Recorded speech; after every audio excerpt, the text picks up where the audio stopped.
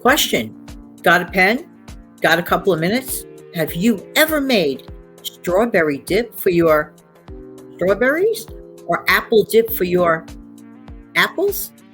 Back in a minute.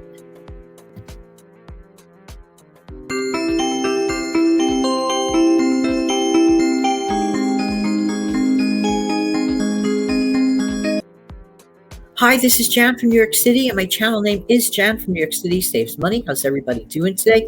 Here we are in the middle of February, well, close to the middle of February, and you know what that means? We are inching up closer and closer and closer to that special day on February 14th, St. Valentine's Day.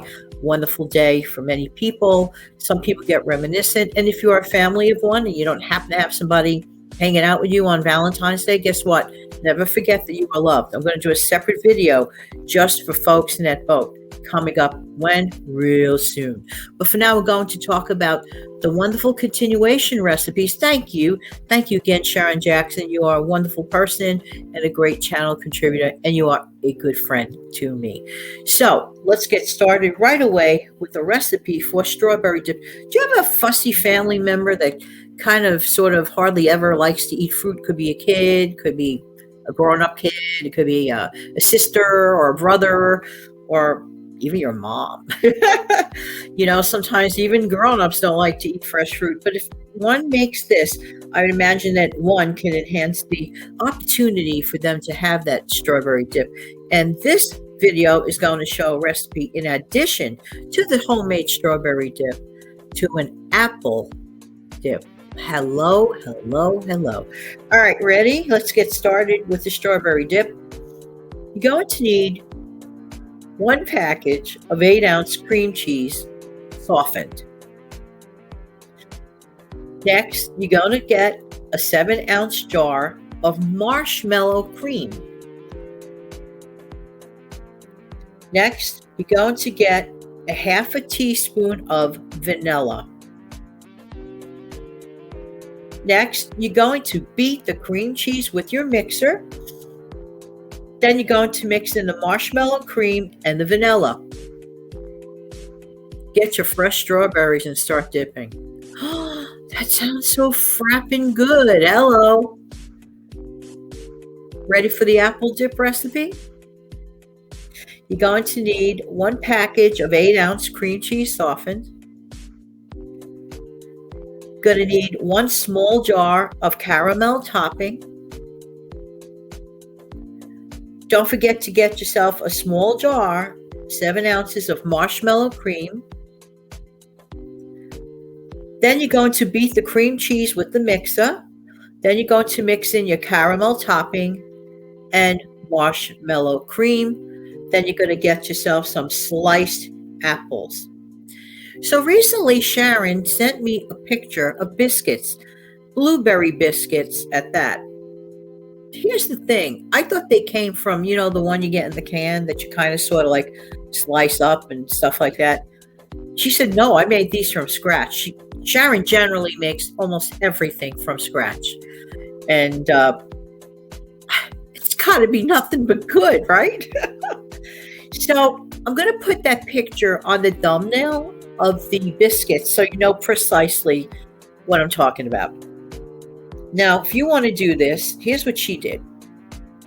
So she says she makes biscuits from scratch. She presses the dough out.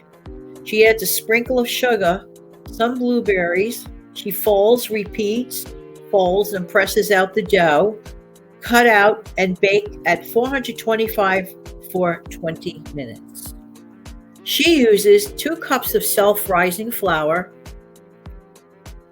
1/4 cup of shortening, 3/4 cups to 1 full cup of buttermilk. Then she uses sugar and the blueberries. That's it. Done deal. Hello. I love it. In addition to everything else, Sharon also took the time. I don't know if you could see it, probably not because of the magic of this green screen. Oh, here it is. She actually screenshotted, took a picture for me of handwritten recipes that looks like from back in the day. Sharon said she was looking for other recipes in her recipe box, so she thought she'd send me a few, which was really, really kind of her. Let's find out the names of these.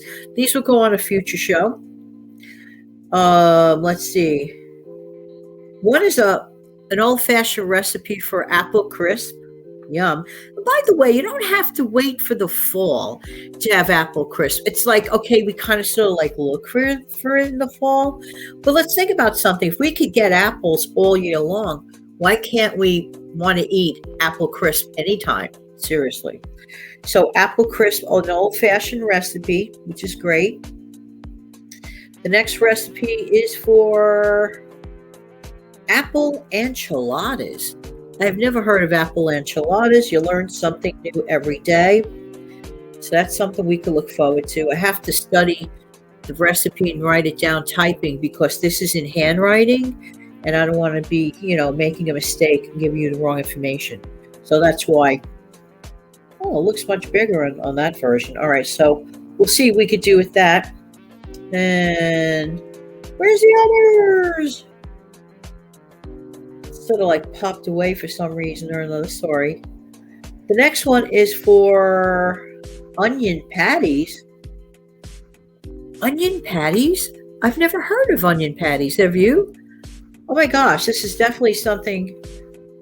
You know what? I might be able to read you that one right now. Actually, I was able to pull it up and do it in a bigger manner. So, okay, let me just get my trusty glasses. Where are you, trusty glasses? Only because I want to make sure that you get absolutely the correct information. So I'm going to give you a sneak preview of an old-fashioned recipe. Got that pen again? Onion patties. 3/4 cup of flour. 1 tablespoon of sugar. 1 tablespoon of cornmeal. 2 teaspoons of baking powder.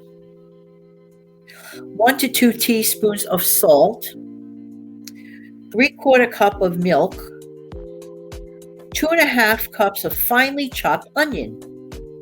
Now you're going to mix this well. Then you're going to add the milk and the milk. Batter will be thick. You're going to add in the onions. You're going to drop it in by the tablespoon into hot oil. And you're going to brown this on both sides and drain. And this will make like a nice, side dish with any meat dish that you serve. What a nice side dish is right. Wow, this sure spells out, the olden days. I have to mention something on the side. Just last night, it came up on my feed, like video feed, of how people used to eat during World War II, the rationings of food and everything, like I say, my parents' generation, bless their hearts. And also it came up, 1950s styles of food. There are really many really cool videos in reference to that. So it may be of interest to you. Talk about Googling. Check that out right here on this very platform. If olden time foods are of any interest to you, there was a reason that people ate certain things at certain times historically, and it just emulated and just became part of our lives. For example, I didn't know that when people used Crisco back in the 1950s, I learned this on one of the videos, Crisco. They used Crisco initially for health benefits, only to find out that Crisco was not as healthy as they thought years later. But the Crisco of the present time has been modified from the original formula from the 1950s. All this I didn't know. I'm thinking Crisco's Crisco, right? Live and learn. Well, I hope that you enjoy these recipes. I believe that you will. So thank you again, Sharon. I really appreciate everything. I'm going to close out the show with a little tune and, of course, give you a wave as soon as I find my outro. Back in a second.